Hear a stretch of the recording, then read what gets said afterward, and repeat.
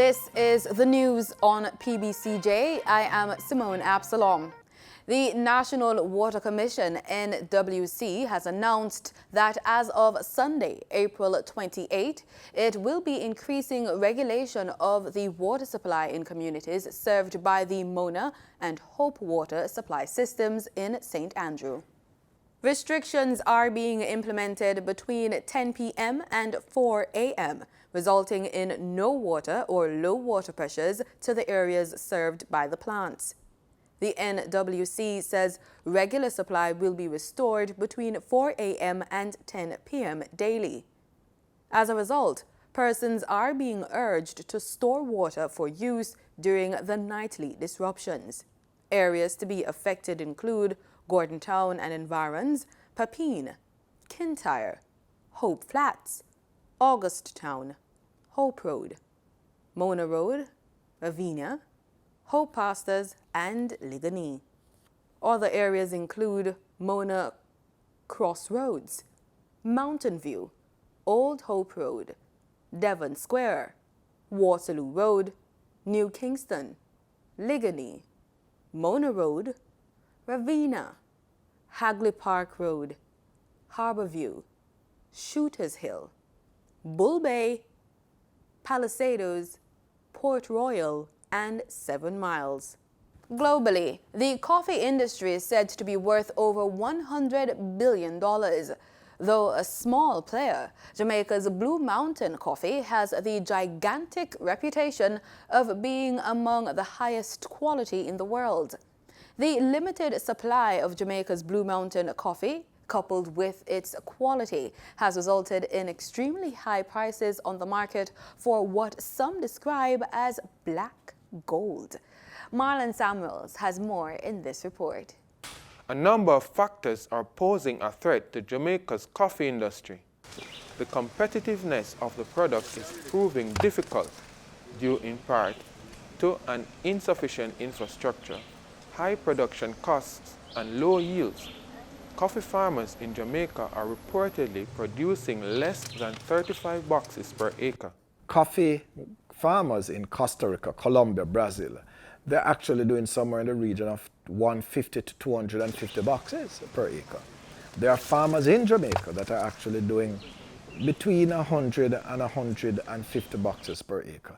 So a part of the strategy is to help the current coffee farmers to move their productivity from 30 boxes to 90 boxes over a period of time. One of the things that we have agreed with government, that is a Coffee Exporters Association, we came to government and proposed that Jamaica imports about 500,000 kilograms, which is about 1.1 million pounds of coffee per annum. And this is used for blending because there's now a new requirement that you have to blend Jamaican coffee with at least 30% of Jamaican coffee with other coffee grown. So you have to, because we're not cultivating adequate non-Blue Mountain coffee, we have to import that. So, but we said to the government, impose a tax on the coffee that we're importing and use that tax now to, we call it an import cess, to expand the Jamaican coffee industry, to support the farmers. And so that was implemented sometime in 2018. And what we're saying the government should do is to use that tax now to support the farmers, to supply fertilizer, to set up a price stabilization fund, so that when the farmers are having challenges with prices, then you can go to that stabilization fund to top them up. We can provide chemicals and we can provide research and development. But one of the things that we have placed, that is the Coffee Exporters Association, on the table is that annually in the Ministry of Agriculture's budget, there should be a production incentive program for coffee farmers, and that in itself will assist or subsidize or support, because some people don't like you to use the word subsidize. So let me use the word support.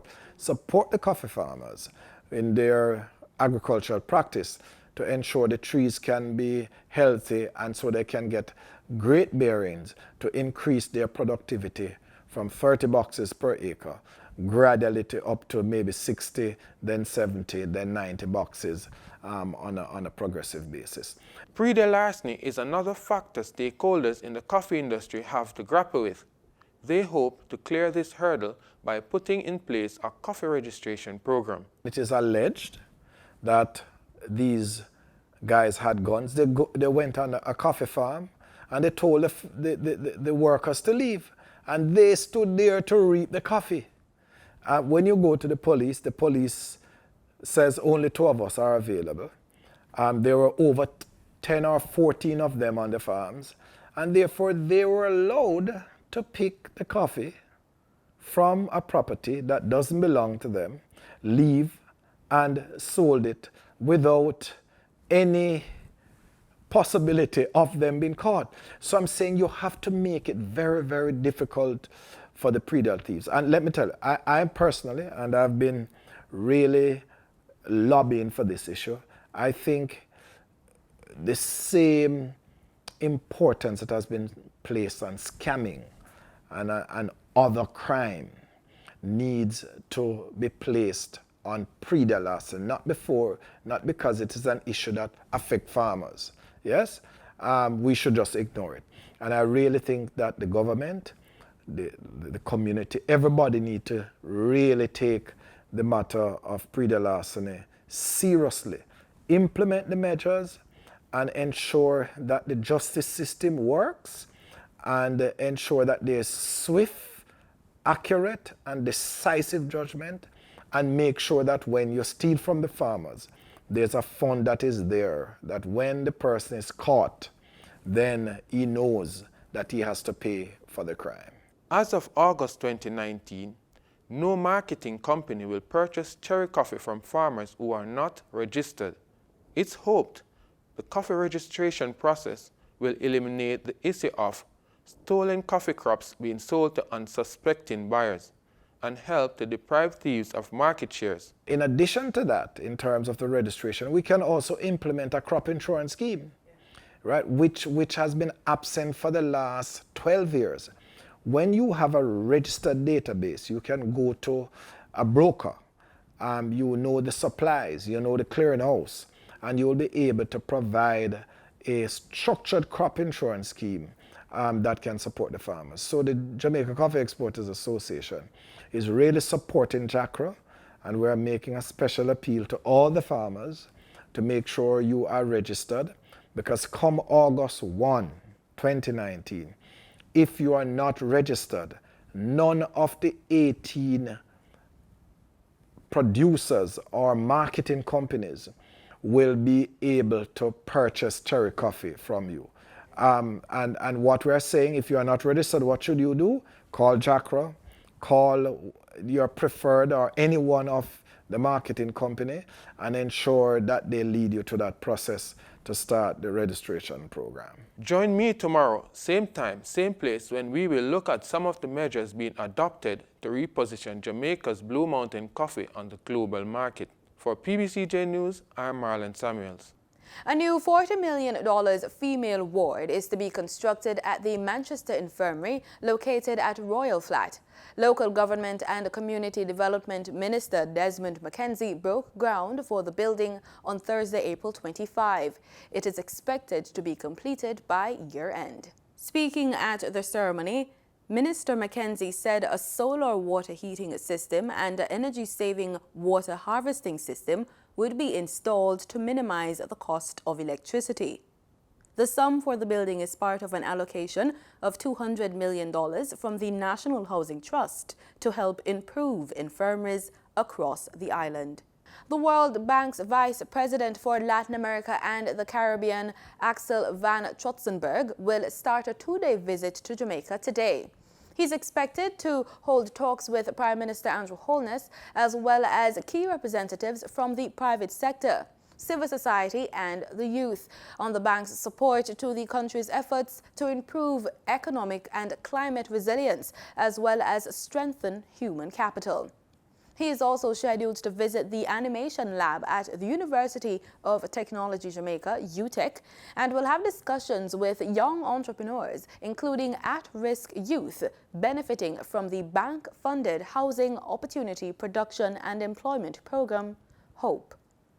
The Integrity Commission is expected to table the delayed report on the Urban Development Corporation's sale of a beachfront property in St. Anne to Mexican luxury hotel group Palace Resorts. More in this report.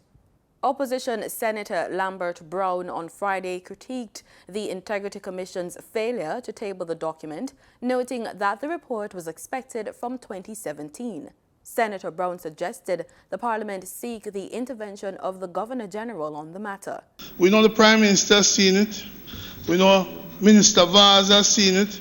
But the citizens of Jamaica and the parliamentarians are still being deprived of it. What is happening with the Integrity Commission? He was supported in his criticism of the Integrity Commission by his opposition colleague, K.D. Knight. Senator Knight, while admitting he was not clear on the statutes governing the role of the Senate in situations like these, urged the President to demand that the IC table the report at the next sitting. If they are answerable to the Parliament and you hold the office of President of one of the chambers of Parliament, then the Integrity Commission ought to respond to your request, and I use request just to be charitable. I am inviting you, President, in your usual calm and on occasions when it is necessary, very firm manner, but always respectful, that you exercise that jurisdiction which is given to you by Parliament, if my reasoning is correct, and demand that the report be tabled. But Government Senator Charles Sinclair noted that the opposition senators had gone a step too far without knowing what was delaying the report.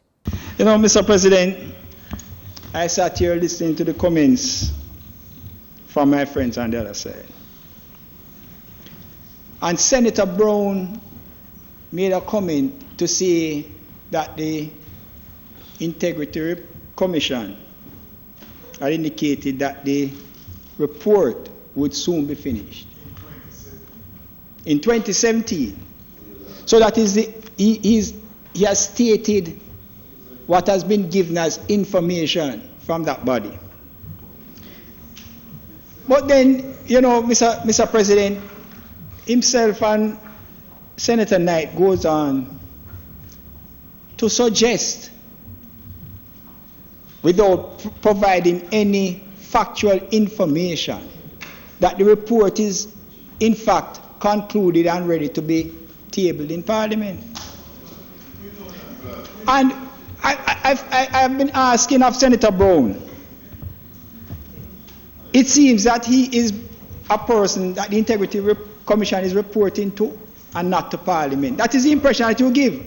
And then listening to the comments is that there is an attempt to cast motive on the Integrity Commission, and it is dangerous. It is likely that the report will be tabled at the next sitting of the Senate. The Senate welcomed Damian Crawford and Dr. Andre Haughton to its membership in their swearing-in at Friday's sitting. How I was greeted, generally, I'm appreciative, and I feel as if I'm a friend of those who are even on the other side, and I'm grateful for that. It's good to be here. Fellow senators, visitors, it's great to be here.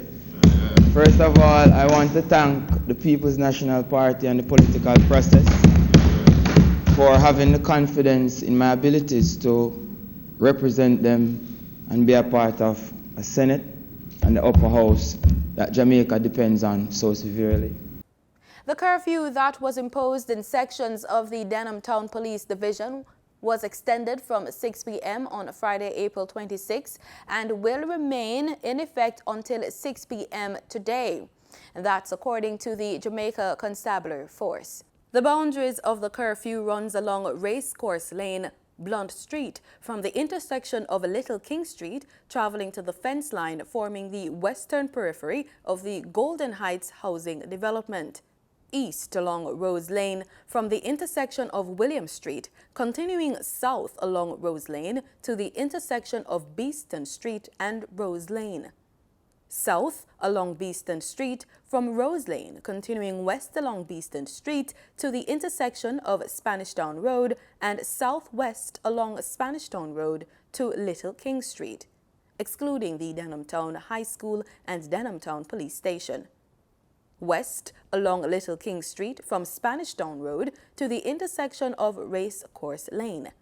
The JCF cautioned that during the hours of the curfew, all individuals within the boundaries are required to remain within their premises unless so authorized in writing by the ground commander. Montego Bay's Mayor Homer Davis on Saturday reignited calls for another state of public emergency for the parish of St. James, saying that 3 months after the year-old measure expired, there has been a re-emergence of deep fear among residents.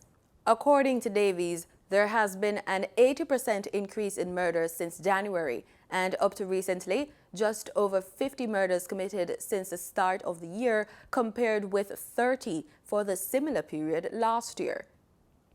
Last December, the government failed to obtain the numbers in Parliament to extend the state of public emergency beyond January, despite its insistence that the security forces wanted more time with the provisions afforded by the measure. In regional news, Caribbean community leaders will meet in Trinidad and Tobago early next month to discuss security issues within the 15-member regional integration movement. Trinidad and Tobago Prime Minister Dr. Keith Rowley, who is the chairman of the Security Council for CARICOM and Law Enforcement, will chair the 19th special meeting of the Conference of Heads of Government of the Caribbean Community on Security on May 3. PBCJ understands that the one-day meeting will focus on recommitted efforts of the various stakeholders for implementing the regional security framework. Prime Minister of St. Lucia, Alan Chastanet, has suggested that regional airline Liat is replaceable, and he has reiterated his government's position that it will not support the cash-strapped airline unless there are changes in how it is governed. Here's more in this report. St. Lucia's Prime Minister, Alan Chastanet, has been consistent over the years on Liat. He wants the airline to undergo fundamental changes before his administration gives any consideration to injecting funds into Liat's coffers. His position is very, very clear, is that if in fact that there are fundamental changes to Liat in terms of how it's governed, and certainly what its plans are and how its plans are going to be implemented, we would be willing to support a new engaged Liat.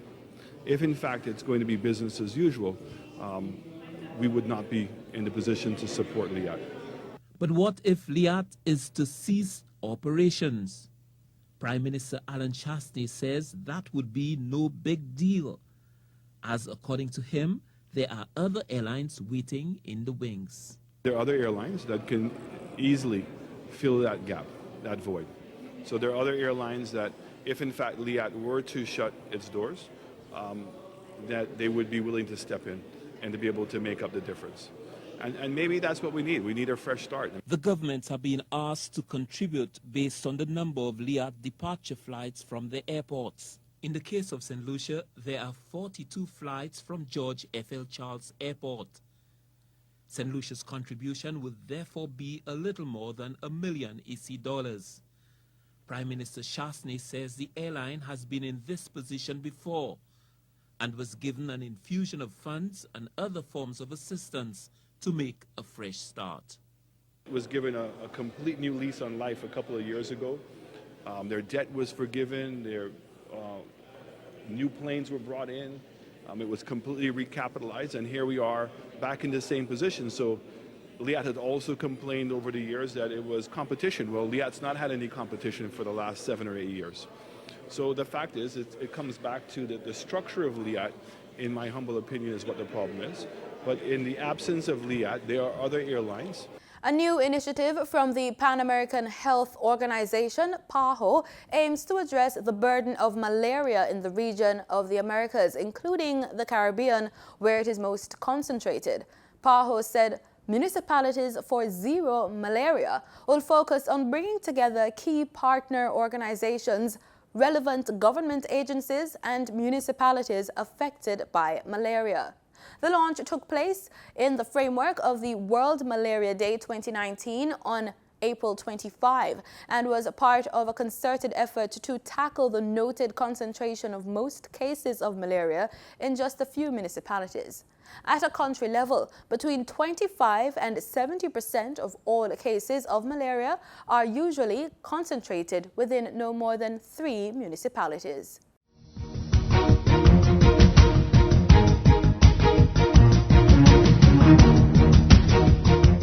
In sports, Minister of Culture, Gender, Entertainment and Sport Olivia Grange has announced new requirements for national sports federations to access funding from the ministry and the Sports Development Foundation.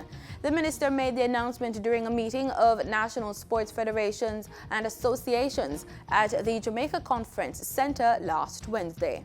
Under the new arrangements, the Sports Development Foundation, SDF, will no longer consider requests for funding from sports federations or associations without a full accounting for monies being requested. They are also required to submit outstanding financial reports to be eligible for further financial support. Those who receive over $5 million need to provide audited financial statements annually. So maybe where new officers are elected to these organizations and you're not aware of this, I just want to sensitize you today to the fact that if you receive over $5 million from the Sports Development Foundation as subvention, you must provide audited financial statements annually. If you receive below $5 million, you need to submit a financial statement. The new approach also has implications for other entities seeking sponsorship from the SDF and from the ministry to organize and promote competitions. I believe this new requirement will help us to bring about greater accountability. Greater accountability will also make local federations more attractive to private sector sponsorships. Ms. Grange is urging national federations and associations to move with alacrity to become compliant with the reporting requirements. The organizations that receive monthly subventions must submit quarterly reports. And so I'm putting everybody on notice. Your quarterly reports, if not submitted, your monthly subvention will be held. In other words, I'm saying to you, we have to get our house in order. We have to respond to you when you call on us.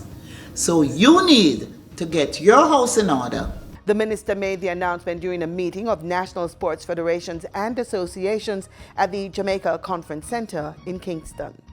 Edwin Allen High School stole the show at the 125th staging of the Penn Relays at Franklin Field in Philadelphia, Pennsylvania, with their young 4x100 meters relay team giving a 5-star performance on the weekend. The quartet produced an impressive record run of 43.62 seconds to erase their old clocking of 43.96 seconds, which stood for 2 years. The team, consisting of Class 2 girl Canova Davis, Serena Cole, Tia Clayton, and her twin sister Tina, all Class 3 runners, came into the meet as overwhelming favorites to win and lower their own record. They did not disappoint. Calabar High School were the toast among high school boys, having successfully defending 2 of their 3 titles by winning the 4x400 meters and 4x800 meters relays. And that's the news on PBCJ. I'm Simone Absalom. Pleasant viewing.